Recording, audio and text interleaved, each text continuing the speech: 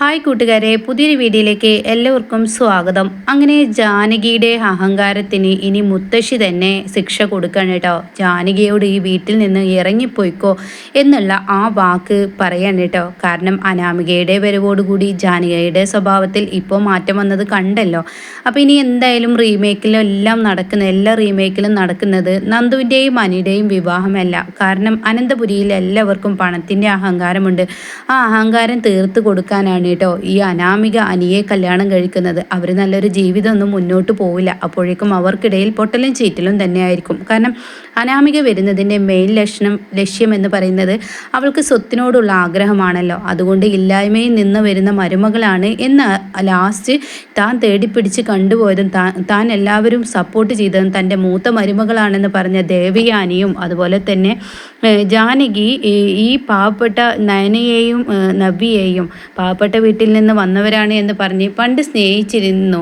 പക്ഷേ ഇന്ന് തൻ്റെ മകൻ ഒരു പണക്കാരിയെ കല്യാണം കഴിക്കാൻ പോകുമ്പോൾ ജാനകിയുടെ ആ സ്വഭാവത്തിലുണ്ടാകുന്ന മാറ്റമുണ്ടല്ലോ, അതിനൊക്കെ ഒരു കൊട്ട് കൊടുക്കാനാണ് അനാമികയെ കല്യാണം കഴിക്കുന്നത് കേട്ടോ. അനാമികയുടെ വിവാഹത്തോടു കൂടിയിട്ടാണ് അനന്തപുരിയിൽ എല്ലാവർക്കും തിരിച്ചടി കിട്ടുന്നത്. മുത്തശ്ശനും മുത്തശ്ശിയും ആദർശും അതുപോലെ തന്നെ അവരെല്ലാം പറയുന്നുണ്ടല്ലോ, ഇല്ല എന്നുള്ള പണമില്ലായ്മയല്ല, എന്തിനും മനസ്സാണ് എല്ലാവർക്കും വേണ്ടത് എന്ന് പറയുന്ന ആ വാക്കിന് അർത്ഥം വരാൻ പോകുന്നത് കേട്ടോ.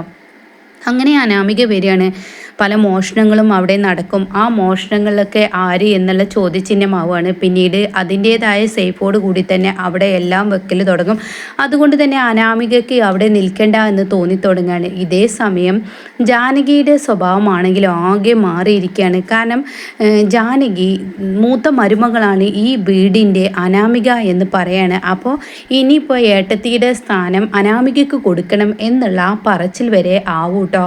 അപ്പോൾ ഈ സമയം നയനയാണെങ്കിലോ ഇങ്ങനെ ഒരു ഓഫീസിലൊരു ഡിസൈനറെ കിട്ടാത്തത് കൊണ്ട് തന്നെ ആദർശിൻ്റെ കമ്പനി വല്ലാത്ത ബുദ്ധിമുട്ട് വരികയാണ്. അതുകൊണ്ട് തന്നെ ദേവയാനി തന്നെ പറയാണ്, നല്ലൊരു ഡിസൈനർ നീ തന്നെയാണ്, ഇനി കമ്പനിയിലോട്ട് എന്ന് പറയാണ്, ഡിസൈനറായി എന്ന് പറയണ്ട. എന്നാൽ ഇത് അനാമികക്ക് ഇഷ്ടപ്പെടില്ല. അനാമിക ജാനകിയോട് പറയാണ്, എന്താ ഇപ്പോൾ ഈ കാണിക്കുന്നത്? അവൾ ഈ വീട്ടിൽ നിന്നും പോകുന്നത് വീട്ടുവേല എടുക്കാതിരിക്കാനാണ്. വല്യമ്മ കണ്ടില്ലേ എന്തൊക്കെ പണികളാണ് ചെയ്യുന്നത് എന്നുള്ള വാക്കുകളൊക്കെ അങ്ങ് പറഞ്ഞു കൊടുക്കുമ്പോൾ ജാനകിക്ക് അത് തോന്നുകയാണ്, തൻ്റെ മരുമകളെ കൊണ്ട് പണിയെടുപ്പിക്കാനാണോ? എന്തെന്ന് വെച്ചാൽ രണ്ടാമത്തെ മരുമകൾ നവ്യ എന്ന് പറയുന്നവർ ഗർഭിണിയാണ്. അപ്പോൾ അതുകൊണ്ട് അത് തന്നെ ആയിരിക്കുമെന്നും തോന്നിപ്പോവാണ് കേട്ടോ. അപ്പോൾ ആ തോന്നൽ കൊണ്ട് തന്നെ ഇങ്ങനെ ജാനകി വന്നിട്ട് പറയാണ്, എൻ്റെ മരുമകൾക്കാണ് ഇനി ഈ വീട്ടിലെ സ്ഥാനം കൊടുക്കുന്നത് എന്ന് പറയണം കേട്ടോ. അപ്പോൾ ഈ ചാവി അമ്മയെ ഇനി ഇവളുടെ കൈയിൽ ഏൽപ്പിക്ക്, അനാമികയാവട്ടെ അനന്തപുരിയുടെ ഭരണം നടത്തേണ്ടത് എന്ന് പറയുമ്പോൾ അവിടെ അങ്ങ് ദേഷ്യം വരികയാണ് കേട്ടോ ദേവയാനിക്ക്. അതെങ്ങനെ ശരിയാവും? അതൊന്നും ശരിയാവുന്ന കാര്യമില്ല.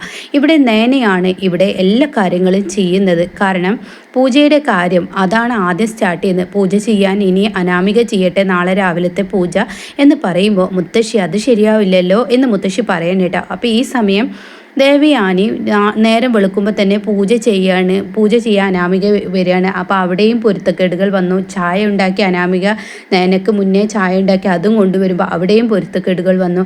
അപ്പോൾ അതുകൊണ്ട് തന്നെ അവിടെ ദേവയാനി പറയാണ്, ഞാൻ നിന്നെ ഈ വീടിൻ്റെ മൂത്ത മരുമകൾ എന്ന സ്ഥാനമൊക്കെ തന്നു, പക്ഷെ നയനയാണ് ഈ വീടിൻ്റെ എല്ലാ കാര്യങ്ങളും ചെയ്യുന്നത്. അവൾക്കാണ് എല്ലാവരുടെയും മനസ്സ് തൊട്ടറിയാനുള്ള കഴിവുള്ളത്. അതുകൊണ്ട് തന്നെ ചാവി ഭരണം, അതായത് ഈ അനന്തപുരിയുടെ ഭരണം അത് നയന തന്നെ ചെയ്യട്ടെ. അതിൽ ജാനകി നീ ഇടപെടേണ്ട. അത് തീരുമാനിക്കേണ്ട ആൾ ഞാനല്ലേ ഈ വീടിൻ്റെ മരുമകൾ. അങ്ങനെ വെച്ച് നോക്കുകയാണെങ്കിൽ എൻ്റെ മകനാണ് ആദ്യം കല്യാണം കഴിച്ചിട്ടുള്ളത്, അത് ആദർശ്. അപ്പോൾ ഈ വീടിൻ്റെ മരുമകൾ നയന തന്നെ എന്ന് പറയാൻ കേട്ടോ. അപ്പോൾ ഇത് കേൾക്കുമ്പോൾ എനിക്ക് ഒരുപാട് സന്തോഷമാവാണ്.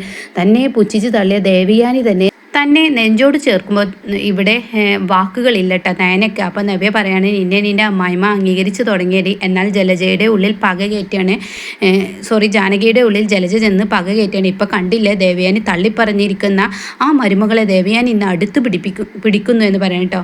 ഈ സമയം ഡിസൈനറായ നയന ജോലി ചെയ്യാൻ വേണ്ടി ഇങ്ങനെ ജോലിക്ക് പോകുമ്പോൾ അവിടെ ജാനകി പറയും, അതെങ്ങനെ ശരിയാവും? നീ ജോലിക്ക് പോയാൽ ഈ വീട്ടു ജോലികൾ ആര് ചെയ്യും വെച്ചിട്ടാണ് നീ പോകുന്നത്? അപ്പോൾ ദേവയാനി ചോദിക്കാണ്, അതിന് ഇവിടുത്തെ ജോലി ചെയ്യാനുള്ള മരുമകളല്ലല്ലോ ഇവിടെ നമ്മളെല്ലാവരും ഉണ്ടല്ലോ, നമുക്കെല്ലാവർക്കും ഒത്തുപിടിച്ചാൽ എന്തായാലും ജോലി ചെയ്യാമല്ലോ ജാനകി. അങ്ങനെ ഇവളെ ജോലിക്കാരിയാക്കിയിട്ട് ഈ ആദർശ് ഇവിടെ ആരെയും വിവാഹം ചെയ്ത് തന്നിട്ടില്ല. അപ്പോൾ ഉടൻ തന്നെ ജാനകി പറയാണ്, ഏട്ടത്തി പണ്ട് പറഞ്ഞിരുന്നല്ലോ ഇവൾ ഇവിടുത്തെ ജോലിക്കാരിയാണ്, ജോലിക്കാരുടെ സ്ഥാനം പോലും ഇവൾക്ക് കൊടുക്കില്ലെന്ന്. പിന്നെ ഇപ്പോൾ ഇവളെ ഓഫീസിലോട്ട് വിടേണ്ട കാര്യം എന്താ? എനിക്കൊക്കെ മനസ്സിലാവുന്നുണ്ട്. എൻ്റെ മരുമകൾ വന്നപ്പോൾ ഏട്ടത്തി എന്നോട് പക കാണിക്കുകയാണില്ലേ എന്ന് പറയുമ്പോൾ അവിടെ ദേവയാനി പറയാണ്, അങ്ങനെ എൻ്റെ മരുമകൾ നിൻ്റെ മരുമകൾ എന്ന ഒരു വേർതിരിവ് എന്നിലുണ്ടായിരുന്നില്ല. വിവാഹം കഴിയുന്നതിന് മുന്നേ അനാമിക എന്ന് പറയുന്നവൾ എൻ്റെ മൂത്ത മരുമകളാണെന്ന് പറഞ്ഞ് നടന്നിരുന്നതാണ്.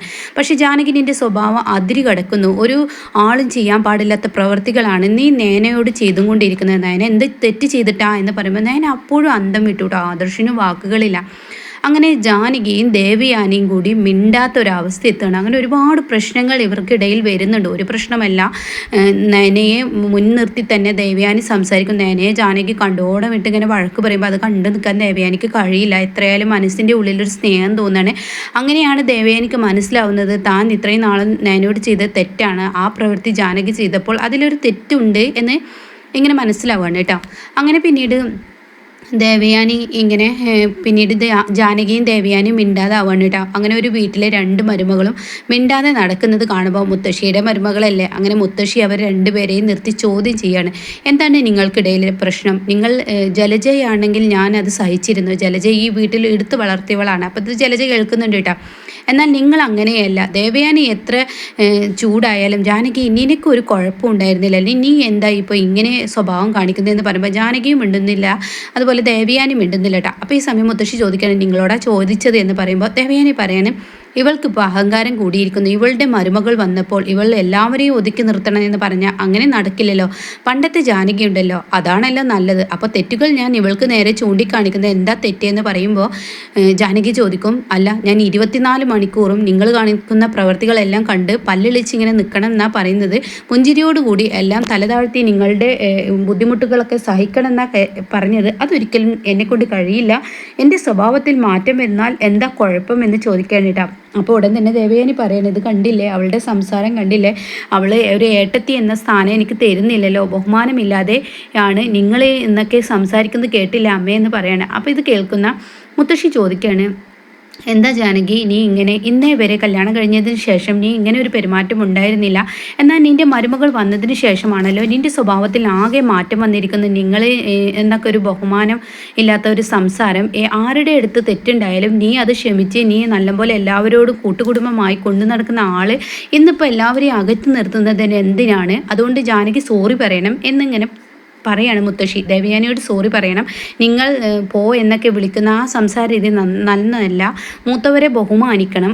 എത്രയായാലും എൻ്റെ മൂത്ത മരുമകൾ ദേവയാനിയാണ്, അവളോട് സോറി പറ ജാനകി എന്ന് പറയാനിട്ടോ. ഭയങ്കര മോശമായിട്ട് ജാനകിയുടെ സ്വഭാവം ഇനി വരിക. അതിൽ കുറച്ചേ ഞാൻ ഇതിൽ പറഞ്ഞിട്ടുള്ളൂ. അങ്ങനെ പിന്നീട് ജാനകി പറയണേ, എന്നെക്കൊണ്ട് സോറി പറയാൻ പറ്റില്ല എന്ന് മുത്തശ്ശിയോട് തറുതല പറയാനിട്ടോ. അപ്പോൾ അത് കേട്ടോടെ തന്നെ മുത്തശ്ശി പറയണേ, എന്നാൽ നീ ഇവിടെ നിൽക്കണ്ട, ഇപ്പം തന്നെ നിൻ്റെ വീട്ടിലോട്ട് അങ്ങ് പടിയിറങ്ങിക്കോ, ഇവിടുത്തെ നിൻ്റെ മരുമകൾ എന്ന ഭരണം അങ്ങ് നിർത്തിയേക്ക്, ഈ സമയം ഈ നിമിഷം നീ ഇറങ്ങണമെന്ന് പറയുമ്പോൾ അവിടെ ഞെട്ടിപ്പോവാണ് കേട്ടോ ജാനകി. ഈശ്വര, ഇങ്ങനെ ഒരു മുത്തശ്ശിയെ ഞാൻ ഇന്നേ വരെ കണ്ടിട്ടില്ലല്ലോ എന്ന ഭാവത്തിൽ അമ്മ എന്താ ഈ പറയുന്നത്? പിന്നെ ഞാൻ എന്ത് വേണം? ഞാനും അച്ഛനും ഇവിടെ ഉണ്ടാവുമ്പോൾ നിങ്ങളിവിടെ ഭരണം നടത്തുന്നോ?